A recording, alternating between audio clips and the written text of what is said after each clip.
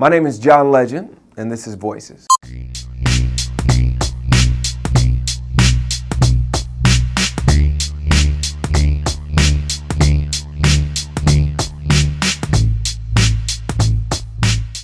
So Preach is my new single, and the song is all about,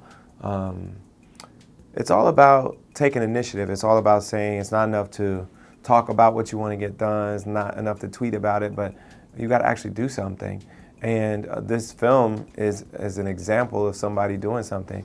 It's a woman who was based in Durham, and she was an activist. She was an organizer, and she decided that she needed to bring her community together so that change could happen.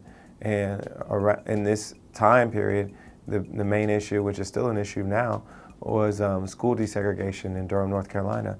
And of course, a lot of powers that be in the city didn't want to integrate the schools. And the black parents and organizers wanted to do so, and they met a lot of opposition. And this is about the journey that the whole community took together, where even some staunch racist KKK members eventually were able to change their mind and be part of the movement to desegregate the schools. So it's an incredible story, and it's a perfect example of you can't just preach, you got to do something about it. And so they not only talked the talk, but they walked it and made a difference. We're in the church, we're mourning the loss of a life, and then at the end of the video, you see these 3 clergy members walk out and lead a protest. And that was inspired by a few things. First of all, we know a lot of clergy members have been leaders of black civil rights movements for years. So Dr. Martin Luther King, of course, was Reverend Dr. Martin Luther King. Ralph Abernathy, all these other activists were ministers. But even now, you see William Barber down in North Carolina, who led the Moral Mondays movement and the Poor People's Movement he's leading right now. They're following in that tradition. And then we were specifically inspired by a march that happened in Los Angeles not too long before we shot the video. There was a march in Los Angeles, and it was a group of clergymen who were reacting to the travesty that was happening at the border with the children being separated from their families just because they wanted to come to America for refuge from danger in Central America.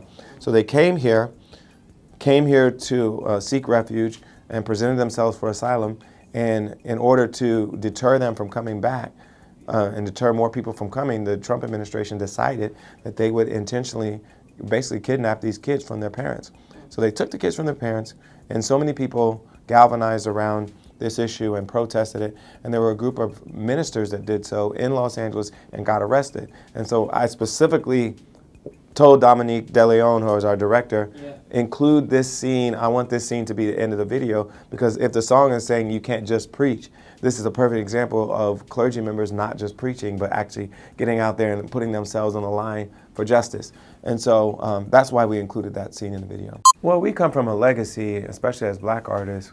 So many of our artists have been activists. So many of them funded the civil rights movement, like Harry Belafonte, and others. So many of them wrote songs that were inspirations for movements, whether it was anti-war or anti-discrimination, anti-racism. There are so many artists that have been part of that tradition. And so to me, I looked at being an artist, that was part of the definition of being an artist. Nina Simone said the definition of an artist is someone who reflects the times that they live in. Paul Robeson said artists are gatekeepers of truth. And so I always looked at that as part of my definition of what an artist is. Now I understand that everybody's thing is not to be political and to be active in political causes, but for me, I pay attention to what's happening in the world. I talk a lot with activists who are working to make change, and I try to amplify their voices and advocate for things that I really believe in. Well, I've always believed that Twitter can be part of things and social media can be part of your activism. Facebook, those are ways to help get your message out and to galvanize people and bring people together. But I think Black Lives Matter actually shows us that that hashtag was meaningful online, and in social media, but a lot of those folks that were tweeting about it were actually out there doing stuff too, actually out there trying to change laws in their communities, trying to bring awareness in the streets, protesting. And so I think they were backing up their hashtags and their social media with their actual physical presence and putting themselves on the line. And sometimes they were arrested, all kinds of things happened. So I do think it's useful to use Twitter, it's useful to use social media, but it's not sufficient. There's other things we have to do. And a lot of my organizing, I do some level of work on just putting messages out there to people and making content that will inspire people, both in music and video content. But also we do a lot of work behind the scenes where we're talking to politicians saying we want these laws changed, and we're joining with other organizers and advocates in this space and saying we want change to happen, and we're willing to put our reputation on the line for these things to happen so that we can improve people's lives and communities all across the country. So Free America is exactly what I'm talking about. It's saying we want to tell stories, we want to communicate on social media, but we also want to go and fight in city halls, in state legislatures, in in the places where decisions are being made to make sure that the voices of people who've been incarcerated or affected by incarceration are being heard. And so we not only create video content and tell stories about what's happening in this country, but we also get involved in elections. We get involved in state elections like the one in Florida where an amendment passed that restored voting rights to 1.4 million people. We got involved in Louisiana to make sure that jury trials were more fair to the defendant, requiring unanimous juries to find someone guilty. We've gotten involved in New York State where they're debating how to reform their criminal justice system right now. We've gotten involved in California to pass a major proposition that that reduced the penalty and the designation of 6 felonies down to misdemeanors because they were being overcharged.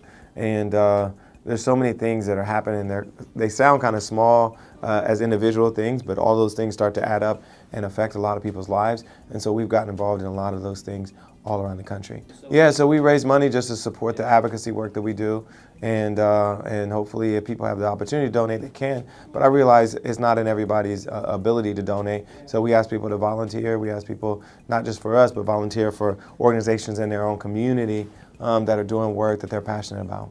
He was a lovely guy. You could tell he was really proud of his community, and I'm not claiming to be a close friend of his. I only met him when we started working together on this song. And I had read about him, listened to his music. I'd seen him on even the local news in LA because he had been doing so much in the community. And so I was impressed by his story and by the work he was doing, but we didn't know each other very well. And we just happened to be doing this song together, and Khaled brought us together, and we were filming the video right in the neighborhood where everything went down, where he grew up, where his store was, where he was shot. And he was proud of his neighborhood. You could tell, like, he was showing me where we were. We were on top of a parking garage so we could kind of see a pretty wide range of the city, and he was so proud of where he came from, showed me where he came from, and was really proud of it. And he didn't just say that, he backed it up with investment in the community and doing so much to improve the lives of people around him and in the neighborhood where he grew up.